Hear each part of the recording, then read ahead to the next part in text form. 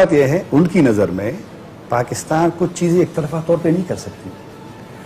اب ان چیزوں کو اگر ہم مد نظر نہ رکھیں ان کے اس کو، تو میرے خیال میں ایران سے ہمارے تعلقات خراب، بھارت سے تو چلو ہے ہی خراب، اب افغانستان کے ساتھ بھی یہ صورتحال ہو کہ کلیش ہو تو آخر ہماری فورن پالیسی کہاں جائے گی؟ ہم لوگ کہاں جائیں گے؟ آج میں پڑھ رہا تھا کہ جو افغان چیمبر آف کامرس ہے، انڈسٹری ہے، اس کے جو ڈپٹی چیف ہے خان جان الوکوزئی، وہ کہہ رہے کہ جب سے بارڈر بند ہوا 12 جون سے $10 ملین ان کا نقصان ہوا ہے. $10 ملین، یہ کل کا بیان ہے ان کا، آزادی ریڈیو کو انٹرویو ہے. ان کو صرف نہیں ہوا، وہ کہہ رہے کہ 60% پاکستان سے افغانستان کو ایکسپورٹ ہوتا ہے. 60% ایکسپورٹ کا کیا مطلب ہوتا ہے؟ ہماری چیزیں وہاں جاتی ہے، ان کی چیزیں آتی ہے تھرو، ایک تو ان کا ٹرانزٹ ٹریڈ ہے جو امپورٹ ہوتی ہے، لیکن ان کا ایکسپورٹ بھی تھرو کراچی ہوتا ہے. اس میں ایک سوال تھا کہ پاکستان کو کتنے لوگ پسند کرتے ہیں اور بھارت کو کتنے لوگ کرتے ہیں. حکومت کے حوالے سے بھی سوالات تھے، اپنی حکومت کے حوالے سے. فائنڈنگ اس نے کیا ہے، پاکستان کو پسند کرتے ہیں 3.4% لوگ افغانستان میں، بھارت کو 60%، 60%، داعش کو 5.3 یا 4. ہم داعش سے بھی کم ہو گئے ہیں. وجہ اب یہاں بھی کچھ خرابیاں ہوں گی.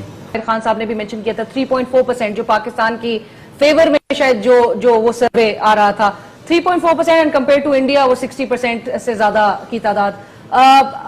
نفیس زکریا صاحب نے بھی ایک چیز جو منشن کی تھی کہ جی افغانز جو ہیں وہ مس گائیڈ ان کو شاید کیا جا رہا ہے. سر یہ جو عدم اعتماد ہے، اور حامد کرزئی صاحب کا بھی جو میں نے ایک انٹرویو کا منشن کیا، عدم اعتماد کو کس طرح سے بحال کیا جائے گا؟ یو بین دی ایمبیسڈر، آپ وہ سچویشن زیادہ بہتر جانتے ہیں. تورخم پہ یہ جو اب اس وقت حالات نظر آ رہے ہیں دیٹس ناٹ سمتھنگ نیو.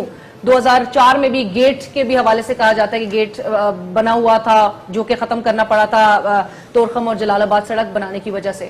کیا کہیں گے سر؟ افغانستان کے سابق بادشاہ جو اب مرحوم ہیں ان سے میری ملاقات ہوئی تو انہوں نے کہا کہ 1956 میں پاکستان تشریف لائے تھے. صدر ہمارے پاکستان کے اسکندر مرزا تھے اور شام کو کھانے کے بعد آگ کے پاس کافی پینے کے لیے بیٹھ گئے اور اس میں ڈسکشن ہوئی کہ ہم پاکستان اور افغانستان کو ایک ملک کیوں نہیں بنا لیتے. تو بادشاہ نے کہا کہ میں نے جب یہ سنا تو میں ایسے کرسی میں پیچھے ہٹا کہ یہ تو ایک نئی بات ہے، بڑی اچھی بات ہے. سوچوں میں گیا تو کہتا ہے کہ میں نے کہا کہ جناب صدر اس نئے ملک کو، کمبائنڈ ملک کو نام کیا ہوگا اس کا؟ تو کہتے ہیں کہ اب وہ صدر اسکندر مرزا پیچھے ہٹ کے بیٹھ گئے اور پھر وہ آگے ہٹے تو بادشاہ نے کہا میں نے سوچ لیا ہے اس کا نام ہوگا پاک افغانستان. اچھا، پاک پہلے اور پھر افغانستان. استان تو دونوں کا کامن ہے، پاک اور افغان. ہاں جی، پاک افغانستان. آپ کے خود کے پرائم منسٹر مودی صاحب کو پاکستان آنے کی دعوت دیں، وہ دہلی جاتے ہیں، تو افغانستان کیوں نہیں انڈیا کے ساتھ اچھے ریلیشنز رکھ سکتا؟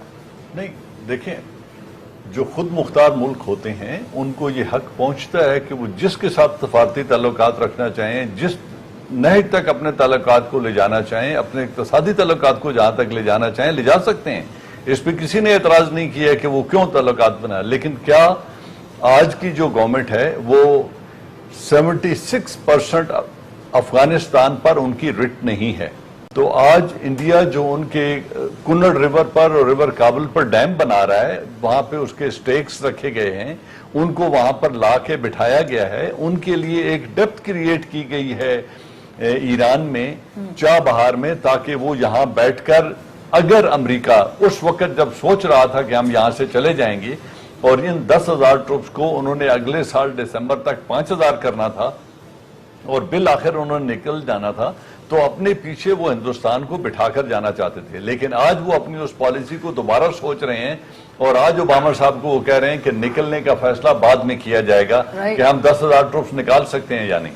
تو یہ جو گیلپ سرویز ہیں they are restricted to Kabul only, اور کابل کے اندر بیٹھ کر آپ جو اوپینین فارم کرنا چاہتے ہیں کر رہے ہیں. اگر یہ کہہ دیں جی پاکستان کی حمایت 100% ہے تو میری صحت پہ کوئی فرق نہیں پڑتا، اگر وہ 3% کہیں تو بھی مجھے اس سے کوئی فرق نہیں پڑتا. ہمیں پتہ ہے کہ ہم اور افغانستان کہاں کھڑے ہیں اور کتنے وہ خود مختار ہیں اپنی پالیسی میکنگ میں.